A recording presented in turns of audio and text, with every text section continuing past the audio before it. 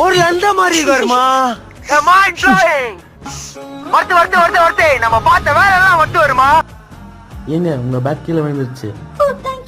இதுல என்ன இருக்கு?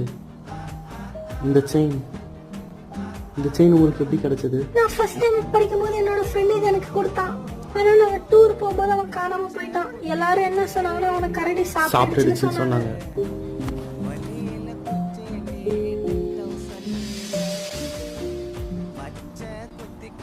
சஞ்சய் இல்ல என் பேரு ஸ்ரீகாந்த். நான் இதை கரடி கீழ இருந்து எடுத்தேன். உங்க ஃப்ரெண்ட்ஸ் சாப்பிட்டுட்டு இருக்கோம். நான் அவனோட இடத்துக்கு வரட்டுமா?